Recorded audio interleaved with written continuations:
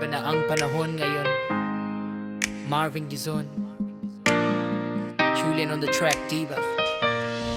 Nung madagmian sa paaralan, di mo sinuslow, baby. Noong dekada 90, sa bakuran ng eskwelahan, madalas magkakasagutan, nagtutulakan at nag-aagawan. May mga pagtatalo lang, minsan ay nagkakasakitan, pero sa huli nagkakaunawaan, bumabalik din ang samahan. Sinasabihan, sinasapihan, parang laro lang sa paningin. Kahit may takot sandali, hindi naman panghabang buhay na dilim. Akala natin noon ay sapat na ang lakas at pagtindig, hindi pa alam kung ano ang higit na nakapangingilid. Bakalay bang takot noon at ngayon sa ating paalam? Dati gulo at sigawan, ngayon ay buhay na nakatay at nawawala. Mas nakakatakot ang panahong ating ginagalawan. May masakir, barilan, saksakan, kung saan dapat ligtas at mapayapa. Ang dating lugar ng pagkatuto ay naging lugar ng pangamba. Kailan muling babalik ang kapayapaan sa bawat bata? Mga kaklase noon, kapag nagkaroon ng alitan, sasabihan lang ng matapang, minsan ay tutulakan ng bahagya. Walang sandatang nakatago, walang balak na pumatay. Lahat ay umaasa na bukas ay makikita at mag-aaral pa rin muli.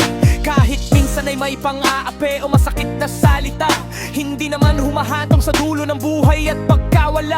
Ngayon ang dating ala-alay, parang panahong payapa na kumpara sa mga balitang laging dumadagok sa ating diwa. Magkaibang takot noon at ngayon sa ating paalalan. Dati gulo at sigawan, ngayon ay buhay na nakatay at nawawala.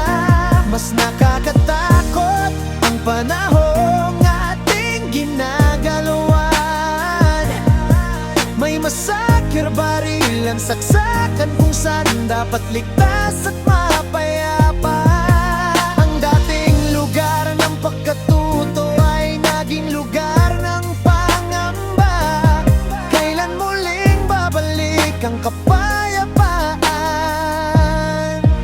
sa bawat bata? Sa kasalukuyan, bawat pagpasok ay may halong pangamba. Hindi na lang baka magalit, kundi makakauwi pa ba ako sa loob at labas ng silid. Panganib ay biglang sumusulpot, baril at patalim. Bagay na dapat ay malayo sa kabataan noon. Ang dating simpleng gulo ay napalitan ng matinding karahasan. Mga magulang ay nanginginig habang naghihintay sa labas ng bakuran ng paalala na dapat ay kalungan at tahanan ng pag-asa. Ngayon ay buo kung saan takot ay laging nakabantay at naghihintay pa. Pagkakot noon at ngayon sa ating paalan. Dati gulo at sigawan, ngayon ay buhay na nakatay at nawawala. Mas nakakatakot ang panahong ating ginagalawan. May masakir, barilan, saksakan, kung saan dapat ligtas at mapayapa. Ang dating lugar ng pagkatuto ay naging lugar ng pangamba. Kailan muling babalik ang kapayapaan sa bawat bata? Kung ikukumpara noon, kahit may di pagkakaunawaan, may pag-asa pang maayos, may puwang pa para sa pagbabago. Ngayon, kapag sumiklab, madalas ay walang naiiwan na usapan. Tanging sugat, luha at alaala na mahirap na burahin pa. Nais nating bumalik sa panahong guloy, galing lang sa salita, kung saan ang pinakamasakit ay masabing wag mo na akong kausapin. Panawagan natin ngayon, ibalik ang liwanag at kaligtasan upang bawat batay makapag-aral ng walang takot at pangamba sa kalooban. Magkaibang takot noon at ngayon sa ating paalan. Dati gulo at sigawan, ngayon ay buhay na nakatay at nawawala. Mas nakakatakot ang panahong ating ginagalawan.